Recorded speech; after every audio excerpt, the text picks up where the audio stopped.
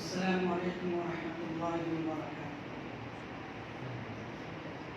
نحمده ونستعینه ونستغفره ونؤمن به ونتوکل علیہ ونعوذ باللہ من شرور انفسنا ومن سیئات اعمالنا من يهده الله فلا مضل له ومن يضلل فلا هادي له ونشهد أن لا إله إلا الله وحده لا شريك له ونشهد أن سيدنا ومولانا محمدا عبده ورسوله أما بعد فقد قال الله تبارك وتعالى في القرآن المجيد أعوذ بالله من الشيطان الرجيم بسم الله الرحمن الرحيم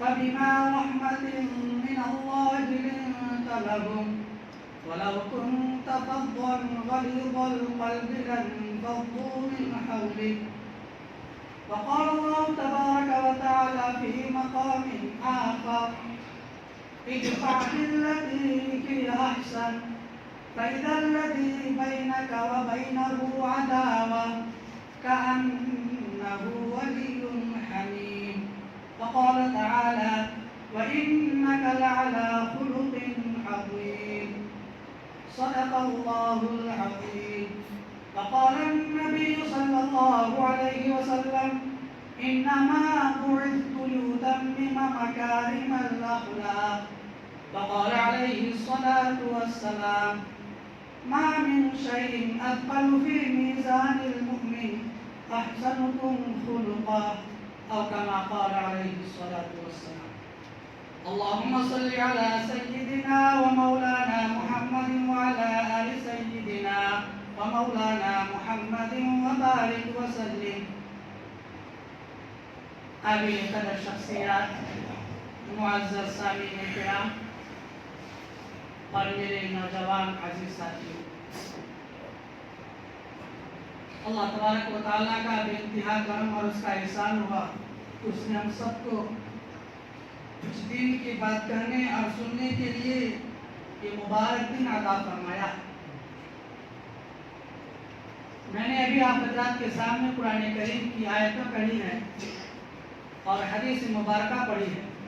دعا فرمائے کہ اللہ رب العزت مجھے قرآن و حدیث کی روشنی میں صحیح بات کہنے اور ہم سب کو اس پر عمل کرنے کی توفیق عطا فرمائے۔ میں نے جو آیتیں تلاوت کی ہے اور جو حدیث پڑھی ہے، اس کا تعلق اخلاق سے ہے، اس کا تعلق حسن سلوک سے ہے، اس کا تعلق گڈ مینرز سے ہے، اس کا تعلق گڈ بیہیویئر سے ہے، اس کا تعلق جو ہے اچھی عادت سے ہے۔ دنیا کے اندر لوگوں کے دلوں پر جو قبضہ کیا جاتا ہے، دنیا کے ملکوں پر جو قبضہ کیا جاتا ہے، اس کی دو ہی صورت ہے۔ یا تو یہ کہ آپ طاقت سے لیس ہیں، آپ کے پاس طاقت و قوت ہے، ہتھیار ہے، آلات ہیں، بم ہیں، راکٹس ہیں، جنگ کرنے کے لیے جو سامان کی ضرورت پڑتی ہے وہ سارے کے سارے سامان آپ کے پاس موجود ہیں، تو آپ جو ہے آسانی سے اس ملک پر اٹیک کر کے، حملہ کر کے اس ملک پر قبضہ کر سکتے ہیں اور وہاں کے لوگوں کے دلوں کو جیت سکتے ہیں۔ اور لوگوں کے دلوں کو جیتنا نفرت کی وجہ سے کیوں نہ ہو۔ اور دنیا کے اندر بے شمار ایسے ممالک ہیں جو اپنی طاقت کی بنیاد پر دوسرے ملکوں پر قبضہ کرتے ہیں، وہاں کے لوگوں پر حکومت کرتے ہیں، لیکن تاریخ کی کتابوں میں ایسے لوگوں کے تعریفی کلمات نہیں آئے۔ ہٹلر کے بارے میں مورخین نے کسی نے بھی نہیں لکھا کہ ہٹلر جو ہے وہ شریف انسان تھا۔ انہوں نے جو اتنے ظلم و زیادتی کی ہے، کسی نے بھی اس کی تعریف نہیں کی۔ اور ایک ہوتا ہے لوگوں کے دلوں پر قبضہ کرنا، ملک کو فتح کر لینا، جماعت در جماعت آپ سے قریب آ جانا، یہ حسن اخلاق کے ذریعے سے۔ حسن اخلاق کے ذریعے سے بھی ملکوں کو فتح کیا جا سکتا ہے، لوگوں کے دلوں پر حکومت کی جا سکتی ہے۔ یہ کوئی کہانی افسانوی بات نہیں ہے، یہ حقیقت ہے، یہ ریالٹی ہے۔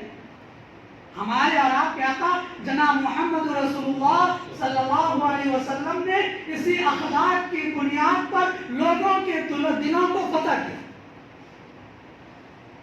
اسی آپ کے اخلاق کریمانہ، آپ کے اخلاق عظیمانہ اتنے اچھے تھے کہ لوگ کٹنے کے بجائے جڑتے چلے گئے۔ اسی لیے اللہ تبارک و تعالیٰ نے قرآن کریم کے اندر حسن اخلاق پر بہت سارا زور دیا۔ مسلمانوں سے جگہ جگہ پہ اللہ مخاطب ہو کر کے کہتے ہیں کہ تمہارے اخلاق، تمہاری عادت، تمہارا برتاؤ، تمہارا سلوک جو ہے سب سے اچھا ہونا چاہیے۔ اور انسانوں میں سب سے عظیم انسان،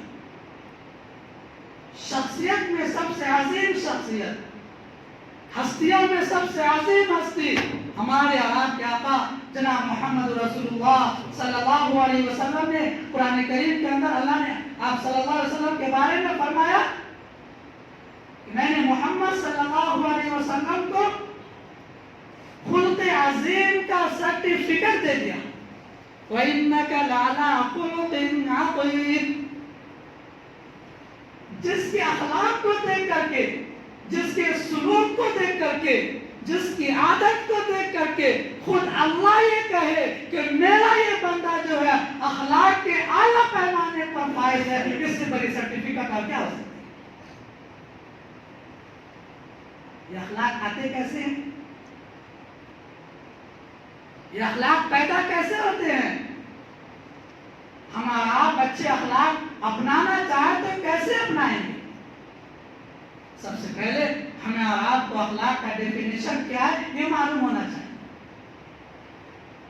اخلاق کا تعلق دل سے ہے، حسن سلوک کا تعلق دل سے ہے۔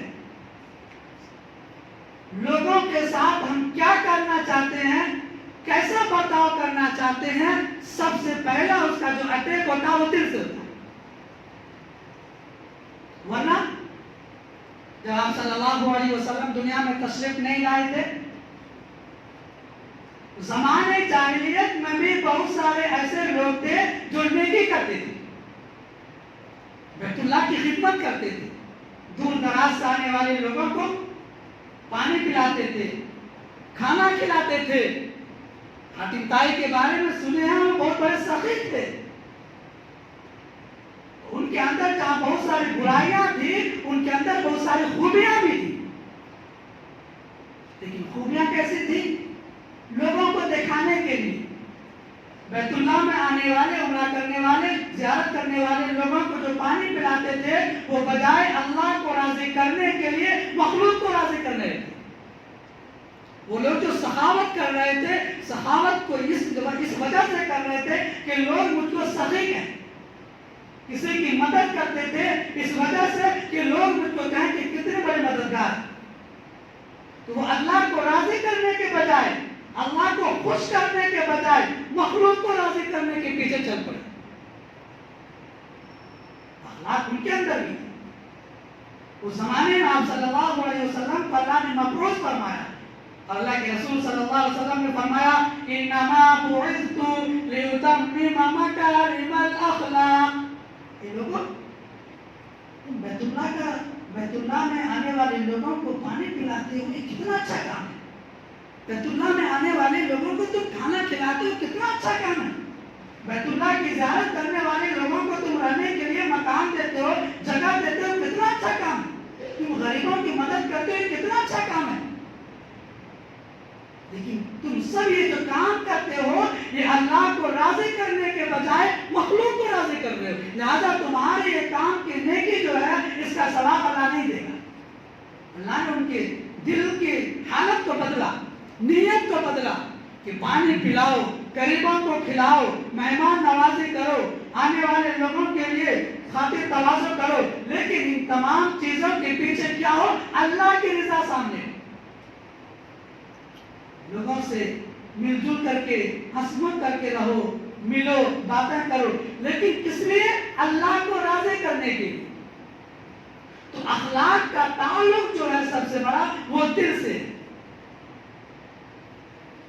کوئی بندہ ہم سے ملے، ہم ان کے سامنے ہنستے بھی ہیں، مسکراتے بھی ہیں، خیریت بھی پوچھتے ہیں، ان کے حالت بھی پوچھتے ہیں، آپ کے کاروبار کیسے چل رہی ہے۔ اور خدا نہ خواستہ اللہ معاف کرے، اگر ہمارے دل میں اس بندے کے تئیں نفرت ہے، اس بندے کے تئیں نفرت ہے، لیکن سامنے ہم کیا ظاہر کریں؟ نہیں، میں آپ کا اتنا اچھا بھائی ہوں کہ آپ کا سگا بھائی بھی نہیں ہو سکتا۔ سامنے سے اس طریقے سے وہ برتاؤ کر رہے ہیں، ان کا ملنا، ان کا جلنا، ان کا کھلانا، ان کا پلانا، ان کا ہمارے ساتھ رہنا، یہ تمام چیزیں اس بات کو ثابت کرتا ہے کہ میرا جو بھائی ہے وہ مجھ کے ساتھ بہت اچھا برتاؤ کرتا ہے، اس کے اخلاق کتنے اچھے ہیں۔ اللہ کے رسول صلی اللہ علیہ وسلم نے فرمایا، نہیں، تمہاری یہ تمام کی تمام چیزیں اس وقت اچھی ہوں گی جب تمہاری نیت صاف، تمہارے دل میں اس بندے کے بارے میں ذرہ برابر بھی نفرت نہ ہو، دشمنی نہ ہو، عداوت نہ ہو، بالکل صاف ہو کہ جیسے ہم ظاہر میں خاطر تواضع کر رہے ہیں ویسے ہمارے دل کے اندر بھی میرے بھائی کے تئیں عزت ہے۔ اس کو کہتے ہیں اخلاق۔ اللہ کے رسول صلی اللہ علیہ وسلم نے اسی اخلاق کو لوگوں کے سامنے پیش کیا، اسی اخلاق کو۔ آج ہم اور آپ نے جس چیز کو اخلاق کر دیا سمجھتے ہیں وہ اخلاق نہیں ہے۔ علماء اس کو چاپلوسی لکھتے ہیں، علماء اس کو لکھتے ہیں کہ یہ وقت کو غنیمت سمجھ کر کے کچھ حاصل کرنا چاہتا ہے۔ ہمیں کیسے معلوم ہوگا؟ ہمیں کیسے معلوم ہوگا کہ بندے کا اخلاق اچھا ہے، یہ بندہ حسن سلوک کے ساتھ متصف ہے؟ کہتے ہیں ان کو اگر آزمانا ہو تو مصیبت کے وقت آزماؤ، ان کو اگر دیکھنا ہو کہ بندہ کے اندر جو اخلاق والا بندہ ہے، اس کا جو اخلاق ٹیمپرری ہے یا پرماننٹلی ہے، اس کو دیکھنا ہو تو مصیبت کے وقت آزماؤ۔ کبھی سفر میں نکل جاؤ، اس کو فون کر کے کہو بھائی مجھے 1000 روپے کی ضرورت ہے، اگر ٹھیک وہ اسی لہجے میں بات کرتا ہے جیسے پہلے بات کرتا تھا تو سمجھ لیجیے واقعات وہ بندہ اخلاق مند ہے۔ بزرگ اور دوستوں، ہمارے اخلاق آج بہت گر چکے۔ اللہ کے رسول صلی اللہ علیہ وسلم نے فرمایا اخلاق کا تعلق، حسن سلوک کا تعلق، اچھی برتاؤ کا تعلق دل سے ہے۔ جس بندے سے ہنس کر کے ملتے ہیں، جس بندے کو کھانا کھلاتے ہیں، جس بندے کو رہنے کے لیے گھر دیتے ہیں، جیسے ان کے ساتھ ظاہر نہ کرتے ہیں وہی معاملہ ہمارا دل کے ساتھ بھی ہونا چاہیے۔ اللہ کے رسول صلی اللہ علیہ وسلم نے فرمایا میں اس اخلاق کو صحیح کرنے کے لیے آیا، تمہاری نیت صحیح نہیں تھی، تمہاری نیت کو صحیح کرنے کے لیے آیا۔ اور اللہ کے رسول صلی اللہ علیہ وسلم نے کیسے اخلاق پیش کیے دنیا کے سامنے؟ قرآن بھرا پڑا ہے۔ ام عائشہ رضی اللہ تعالیٰ عنہ سے ایک صحابی آئے پوچھا، امی جان اللہ کے رسول صلی اللہ علیہ وسلم کے اخلاق کیسے تھے؟ آپ لوگوں سے بات کیسے کرتے تھے؟ آپ کا معاملات لوگوں سے ہوتا تھا کیسے ہوتا تھا؟ آپ کے اخلاق کیسے تھے؟ کیسا برتاؤ کرتے تھے؟ ام عائشہ رضی اللہ تعالیٰ عنہ نے فرمایا کان خلقہ القرآن، کہ نبی کے اخلاق ویسے تھے جیسے قرآن میں اللہ نے فرمایا، قرآن میں جیسا ہے نبی نے ویسا ہی کیا، اور نبی نے ویسا ہی کیا جیسا قرآن۔ کوئی ریا نہیں، کوئی دکھلاوا نہیں، کوئی چاپلوسی نہیں، صرف اللہ میرے نظر میں ہے، میں جو بھی کر رہا ہوں اللہ کو راضی کرنے کے لیے کر رہا ہوں۔ آپ نے اپنے اخلاق کا اعلیٰ نمونہ مسلمانوں کے ساتھ بھی پیش کیا، غیروں کے ساتھ بھی پیش کیا۔ جب آپ صلی اللہ علیہ وسلم ہجرت کر کے مدینہ تشریف لائے، میں نے فجر کی تفسیر میں کہا تھا کہ منافقین کے بیان چل رہا تھا کہ مدینے کے اندر مسلمانوں کی دو جماعت بن گئی، ایک وہ جو حقیقی مسلمان تھے جن کے دل میں وہ بات تھی وہ زبان پر بھی تھی، ایک وہ جو ظاہر سے تو مسلمان تھے، دل سے مسلمان نہیں تھے. اس کو کہتے ہیں منافق. دل میں کچھ ہے، زبان میں کچھ ہے. نماز کو آتے تو دکھلاوے کے لیے، نہیں جائیں گے تو لوگ شرم سکھا کہیں گے. یہ منافق ہے. تو منافق کا سردار عبداللہ بن ابی تھا. مدینہ کے منافقین کا سردار عبداللہ بن ابی. ان کا بیٹے کا نام عبداللہ ہے. یہ بہت پکے سچے صحابی. عبداللہ بن ابی کی جب موت ہو گئی تو عبداللہ بن ابی کے بیٹے عبداللہ رضی اللہ تعالیٰ عنہ آپ صلی اللہ علیہ وسلم کی خدمت میں آئے. اللہ کے رسول صلی اللہ علیہ وسلم، میری خواہش یہ ہے کہ آپ میرے ابو عبداللہ بن ابی کی نماز جنازہ پڑھائیں، اور آپ کے پاس جو یمنی کرتا ہے وہ کرتا بھی آپ عنایت فرما دیں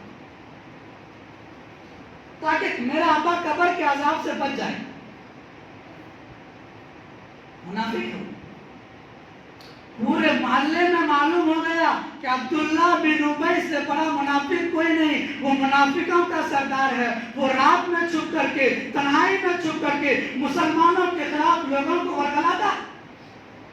ہر مسلمان کے دل میں نفرت تھی اس کے. سب مسلمان اس سے، سب صحابی اس سے، صحابیات اس سے نفرت کرتے.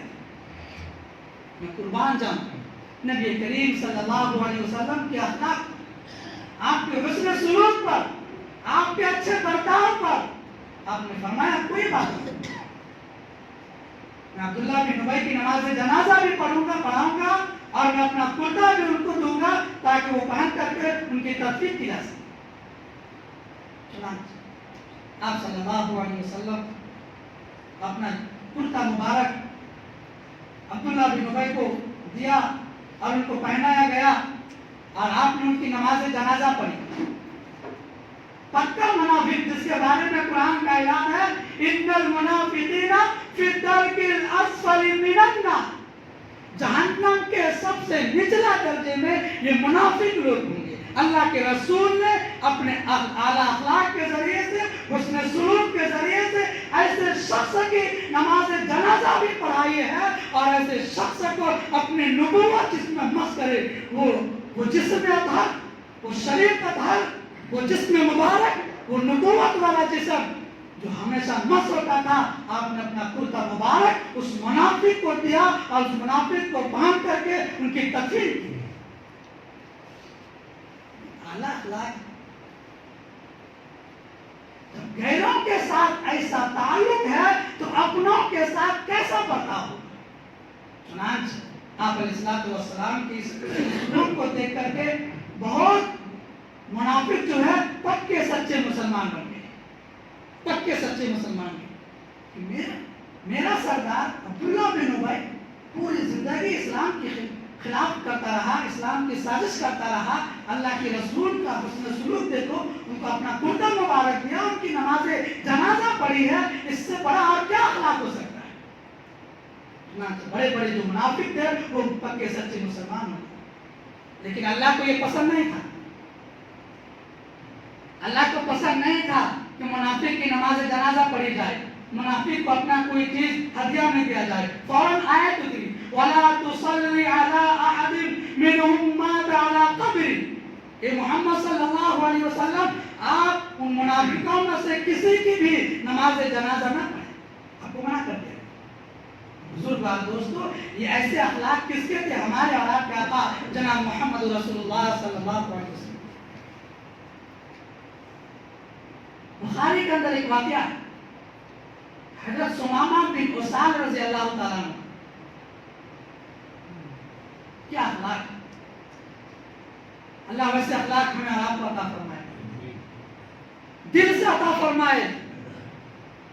سنیں، بخاری کتاب المغازی کے اندر یہ حدیث بہت مشہور اور معروف واقعہ ہے. ثمامہ بن اسال رضی اللہ تعالیٰ یہ یمامہ کے رہنے والے ہیں. جب آپ علیہ السلام صلح حدیبیہ ہوا، جب آپ واپس آئے، آپ کو موقع ملا تو دنیا کے بادشاہوں کے سامنے آپ نے خطوط بھیجا، اسلام قبول کرنے کے لیے خطوط بھیجا. تو ان خطوط میں سے ایک خط ہے सुमामा बिन उसाल रजी अल्लाह ताला अन्हु को यमामा में भी भेजा। और सुमामा बिन उसाल रजी अल्लाह ताला अन्हु ये अबू हनीफा कबीला में से थे। सुमामा बिन उसाल रजी अल्लाह ताला अन्हु आप अलैहि वसल्लम के खत को पढ़ करके नागवारी महसूस की। जवाब देने के बजाय, इस्लाम कबूल करने के बजाय उनके दिल में इस्लाम के तय नफरत पैदा होती। और फिर वो मुसलमानों को चुन चुन करके मारने लगे, कत्ल करने लगे। इस घात में रहते थे कि किसी मुसलमान से मुलाकात हो जाए ताकि मैं उसको कत्ल कर दूं। बेशुमार मुसलमानों को शहीद किया। एक मरतबा सुमामा बिन उसाल रज़ी अल्लाह ताला अन्हु यमामा से मक्का जो है उम्रा करने के लिए जा रहे थे। चंद सहाबी ने उनको पकड़ करके आप अलैहि वसल्लम की खिदमत में हाजिर किया। अखलाक गैरों के साथ कैसा होता है? आप अलैहि वसल्लम ने कहा इनको मस्जिद नबी के सुतून से बांधो, बगल में सुतून है, रस्सी लेकर के बांधो।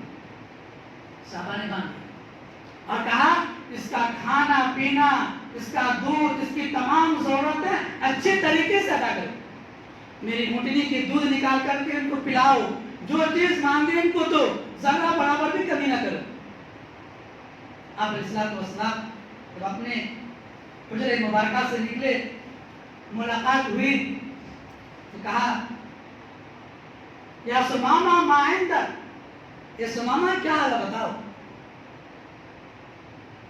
क्योंकि आप अलैहि वसल्लम को मालूम था ये सरदार, ये बादशाह है, यमामा का बादशाह है, माल और दौलत से भरा हुआ है। सुमामा बिन उसाल रज़ी अल्लाह ताला अन्हु कहने लगे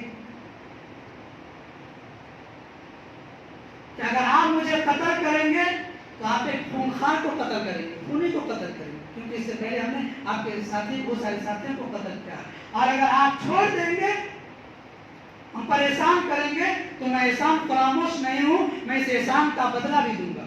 और अगर आपकी जरूरत, आप अगर चाहें तो मुझसे माल मांगे, जितना चाहे मैं आपको माल दूंगा। सुन करके आप अलैहि वसल्लम चले गए। फिर अगले दिन आए, फिर कहा सुमामा बताओ क्या था। फिर उन्होंने वही अल्फाज दोहराए। फिर तीसरे दिन आए, सुमामा बताओ क्या हाल। फिर सुमामा ने वही अल्फाज दोहराए। तो आप अलैहि वसल्लम ने फरमाया इनको खोल।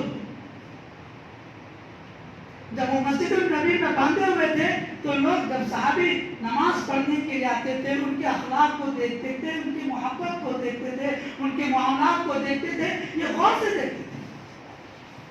हमें ऐसा सुनाया गया कि इस्लाम सबसे बड़ा दुश्मन है, मुसलमान सबसे बड़ा दुश्मन है, वो किसी को नहीं बख्शता है, नहीं बच्चों को, नहीं औरतों को, हर किसी को सिर्फ वो कत्ल करने की तरफ रहता है। आज तो मैं देख रहा हूँ इतनी मोहब्बत से रहते हैं, इतने प्यार से रहते हैं। 3 दिन से मैं मस्जिद नबी में हूँ, इतनी खिदमत मेरी हो रही है, मैं तो इसके अंदर कोई बुराई भी नहीं देखा। चुनांगे सुमामा बिन उसाल रज़ी अल्लाह ताला अन्हु को जब खोल दिया जाता है तो बगल में जाकर के बाग में जाते हैं और वहाँ गुस्ल करते हैं। गुस्ल करने के बाद नबी करीम सल्लल्लाहु अलैहि वसल्लम की खिदमत में हाजिर होते हैं और कहते हैं अशहदु अल्ला इलाहा इल्लल्लाह व अन्ना मुहम्मदर रसूलुल्लाह। सुमामा बिन उसाल रज़ी अल्लाह ताला अन्हु के मुसलमान होने का, कैसे वो मुसलमान बने, क्या चीज थी? नहीं कोई पैसे दिए, नहीं कोई कुछ किया, उसको बांधे रखे बगैर कुछ कहे। साहबा गुस्से में है कि अल्लाह के रसूल मेरे साथी को इन्होंने कत्ल किया है, आप इजाजत है तो मैं क्या गर्दन उड़ा। आप इस्लाम के अखलाक को देख करके सुमामा बिन उसाल रज़ी अल्लाह ताला अन्हु इस्लाम के दामन में आ गए और कहा मुसलमान हो गए कि अल्लाह के रसूल सल्लल्लाहु अलैहि वसल्लम दुनिया के अंदर जितने इंसान का मैंने चेहरा देखा, उन चेहरों में से सबसे ज्यादा मबगूज, सबसे ज्यादा बुरा चेहरा आपका था इस्लाम लाने से पहले। और दुनिया के अंदर जितने शहर हैं, उन शहरों में से सबसे बुरा शहर आपका था। इस्लाम लाने के बाद उनकी कैफियत बदल गई, उनकी हालत बदल गई और वो कहने लगे अल्लाह के रसूल अब आपसे ज्यादा महबूब चेहरा दुनिया के अंदर मेरे नजदीक کوئی بھی نہیں ہے، اور آپ سے زیادہ محبوب شہر دنیا کے میرے نزدیک دنیا کا کوئی بھی شہر نہیں۔ بزرگار دوستو، یہ کس کے نتیجے میں ہوا؟ یہ اخلاق کے نتیجے، یہ حسن سلوک کے نتیجے میں ہوا، یہ اچھے برتاؤ کے نتیجے میں ہوا۔ آج ہمارے اخلاق اتنے گر گئے ہیں کہ خود ہمارے اپنے ہم سے بیزار ہونے لگے۔ ہم نماز مسجد میں پڑھتے، روزہ رمضان میں رکھتے، دوسروں کو پتہ نہیں چلتا، حج بیت اللہ میں کرتے، کوئی دیکھتا نہیں، زکوٰۃ مسلمانوں کو دیتے، کوئی دیکھتا نہیں، اور جو دیکھنے کی چیز ہے، دکھانے کی چیز ہے، وہ ہے اخلاق۔ اخلاق تو ہمارا ایسا بگڑ گیا ہے کہ سامنے والا اپنا تو چھوڑو، غیر آئے تو وہ کہتا بھائی اس سے مت ملو، اس کا اخلاق بتاؤ۔ یہ ہمارے حق ہے، بجائے اس کے کہ وہ ہمارے پاس آتے، ہم سے پوچھتے کہ بھائی اسلام میں کیا خوبی ہے، ہم بتاتے، دور ہی سے ہم سے نفرت کرنے لگے۔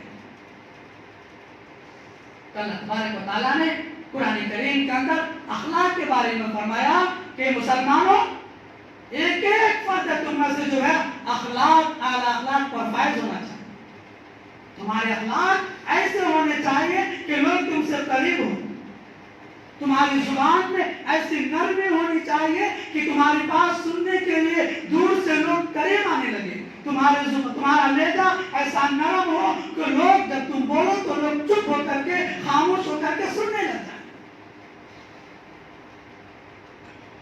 آج ہماری زبان ایسی تو شروع ہے، ایسی کھٹاس بھری ہوئی ہے، ہم جب بولتے ہیں تو ہماری زبان سے زہریلے الفاظ نکلتے ہیں، محبت ہونے کے بجائے نفرت ہونے لگ جاتی ہے، دوستی ہونے کے بجائے دشمنی شروع ہو جاتی ہے۔ یہ ہماری اور آپ کی حالت ہے۔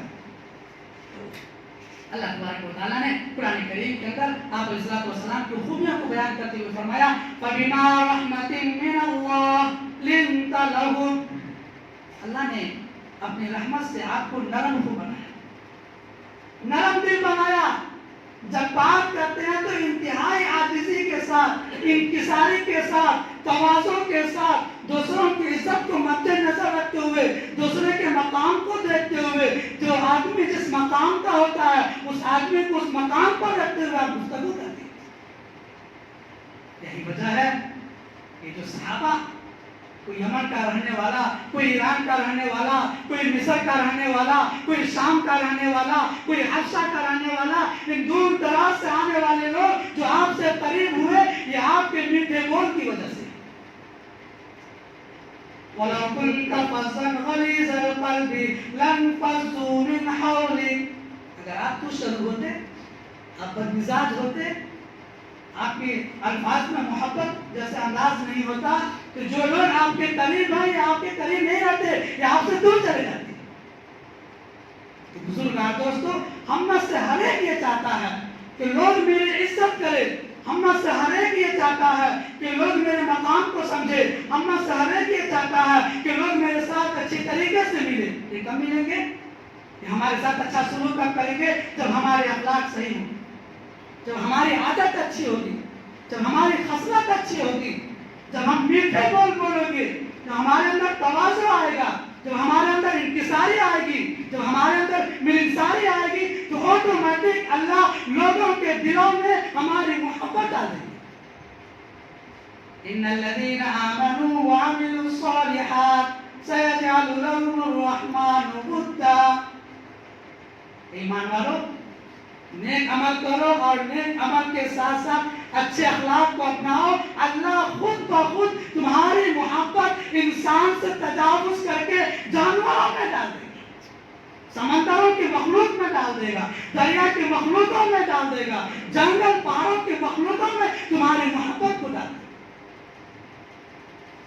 شرط یہ ہے کہ ہم اپنے اخلاق کو اچھے کریں۔ اللہ کے رسول صلی اللہ علیہ وسلم نے فرمایا حدیث پاک کے اندر، ایک بندہ ہے،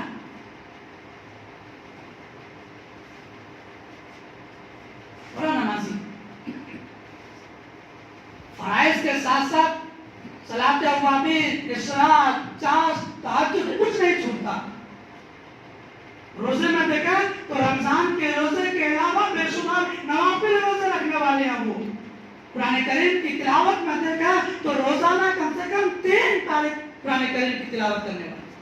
یعنی بھائی لوگ دیکھے تو کہے کہ یہ اللہ کا ولی ہے، ان سے دعا کراؤ تمہاری دعا قبول ہوگی. ہم لوگ گنہگار ہیں، یہ اللہ والا ہے، ان سے دعا کراؤ، اللہ ان کی دعا کو فوراً قبول کر.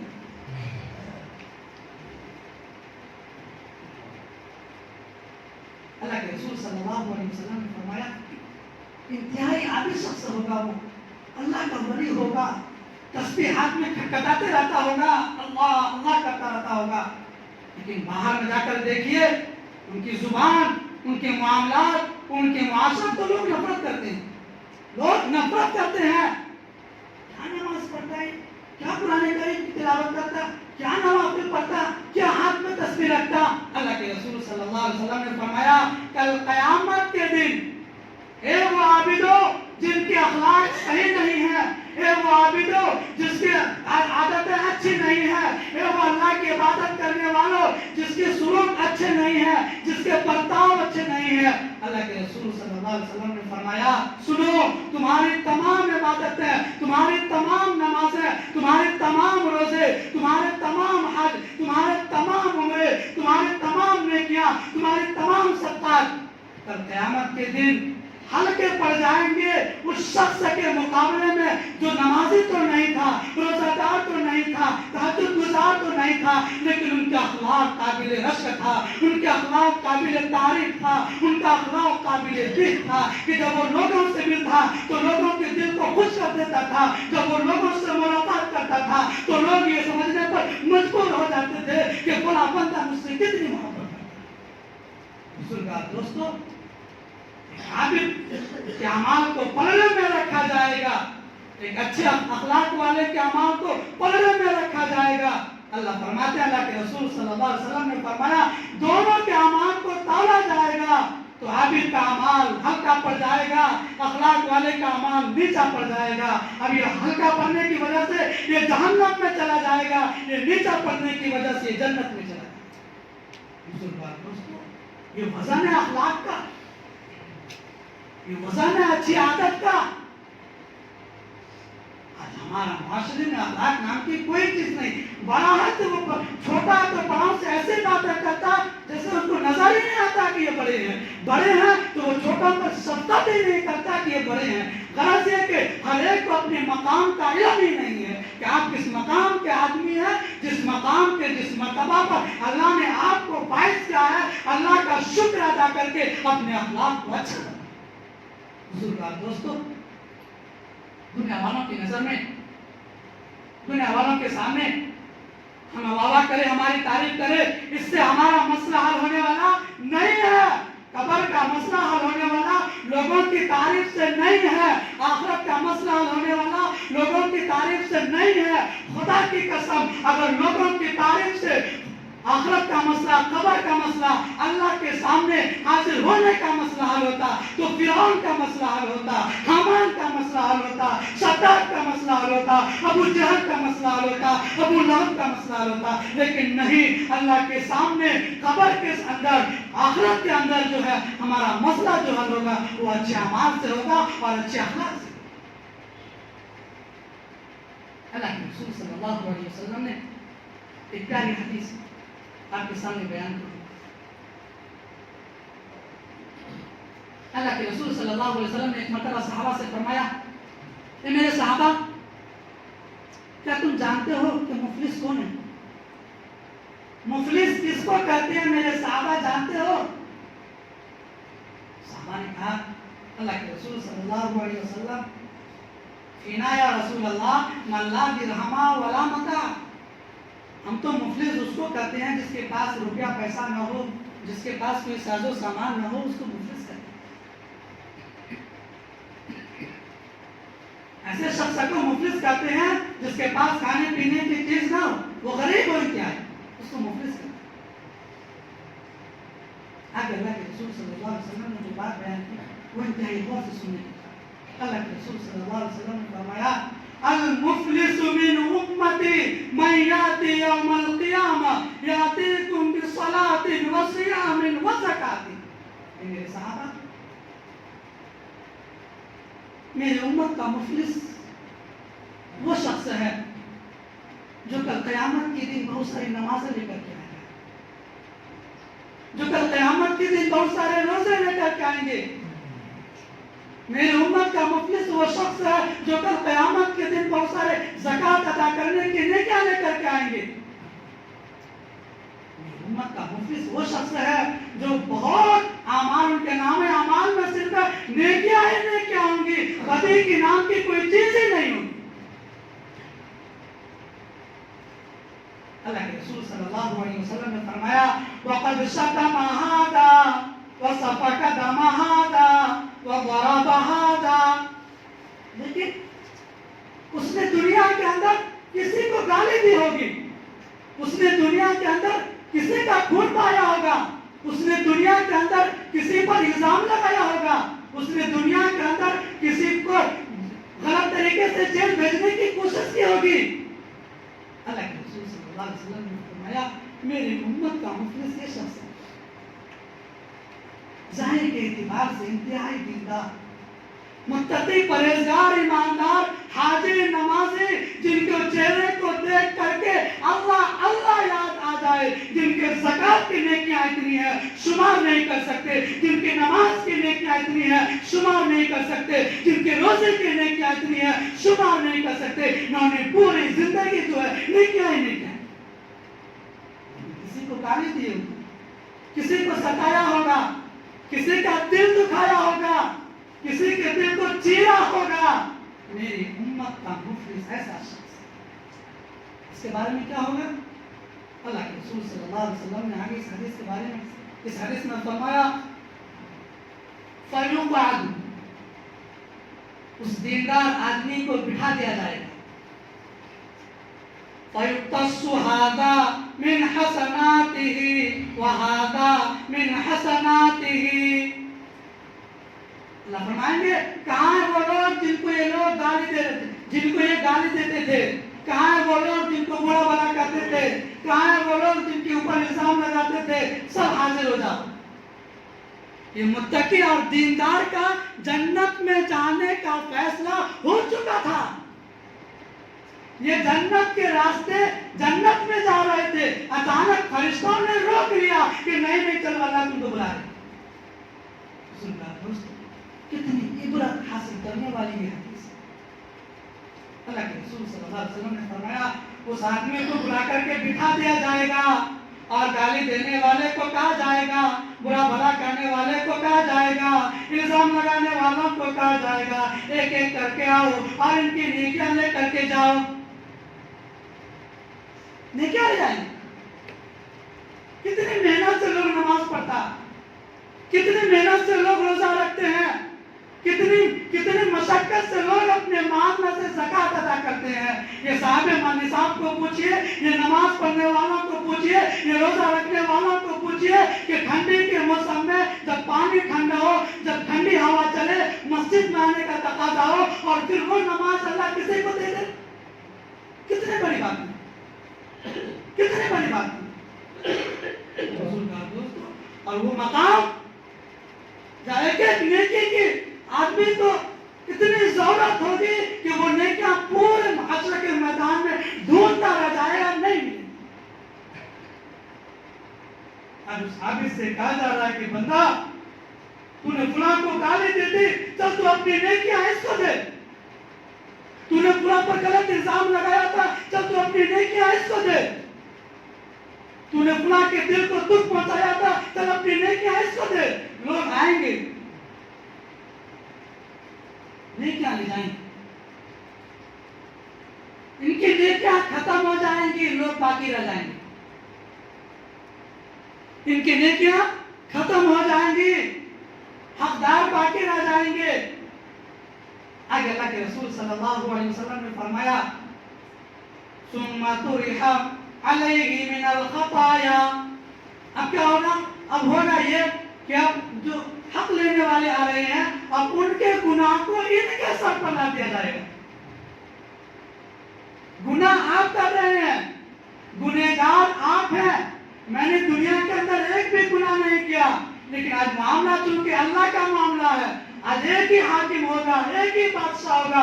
کسی کی سفارش، کسی کی دعوت، کسی کا حسن، کسی کا بلڈنگ، کسی کا رتبہ دبدبہ، کسی کا اسٹیٹس، کسی کا مقام و مرتبہ کچھ کام نہیں آئے گا. اللہ فرمائیں گے چل تو اپنی برائیاں، تو اپنے گناہ اس کے اوپر لاتے.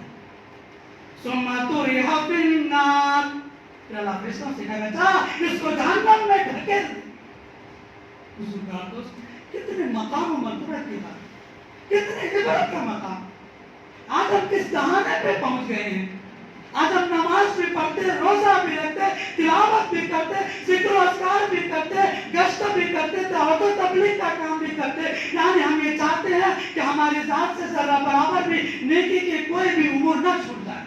ہم پیش کرتے کہ کیا ہم نے اپنی زبان سے کسی کو تکلیف پہنچائی، کسی پر غلط الزام لگایا، کسی کو غلط طریقے سے مارا، تو خدا را ہمیں اور آپ کے پاس آج ہی وقت ہے آج توبہ کرنا کہ اللہ آج تک مجھ سے جو غلطی ہوئی ہے میں اللہ کے سامنے آپ کے دربار میں معافی چاہتا ہوں. آج سے میرے اللہ میری نماز، میرے روزے، میرے ذکر، میری تلاوت، میری تسبیح، میری نیکی، میری خیرات کل قیامت کے دن کسی دوسرے کو نہیں دے. بزرگان دوستو، یہ مقام ہے، عبرت کا مقام ہے کہ عبرت حاصل کریں. تو قیامت کے دن کوئی پوچھنے والا نہیں، کوئی پوچھنے والا نہیں ہوگا. تبسمک فی وجہ اخیک لک صدقۃ. ہمارے پاس پیسے ہیں، ہمارے پاس غذا ہے، ہمارے پاس کپڑے ہیں، ہمارے پاس گھر ہے، ہم دوسروں کو رکھ سکتے لیکن نہیں رکھ سکتے. تو اللہ کے رسول صلی اللہ علیہ وسلم نے فرمایا جب تم کسی مسلمان سے ملو تمہارا مسکرا کر مل جانا، تمہارا دل صاف ہو کر کے مسکرا کر مل جانا، تم کو وہ صدقے کا ثواب ملے گا جو تم نے مال خرچ کرنے پر کمایا ہے. تم نے کسی غریب کو کپڑا پہنایا ہے، اب تم وہ کپڑا کسی غریب کو دینا نہیں چاہتے، لیکن تمہاری بول، تمہاری لہجہ، تمہاری نرم گفتگو ایسی ہے کہ دوسرے کا دل خوش ہو جائے تو وہ صدقہ ہے تمہارے لیے. بزرگان دوستو، ہمیں اور آپ کو جو ہے اپنے اخلاق کو بنانا، اپنے اخلاق کو بنانے. آج دنیا کے اندر کچھ نہیں ہے. اسلام دنیا کے اندر جو پھیلا وہ اخلاق سے پھیلا. کس سے پھیلا؟ اخلاق سے پھیلا، حسن سلوک سے پھیلا. خدا کی قسم نہیں مال سے پھیلا، نہیں دولت سے پھیلا، نہیں تعریف سے پھیلا، نہیں اسٹیٹس اور مقام و مرتبہ سے پھیلا.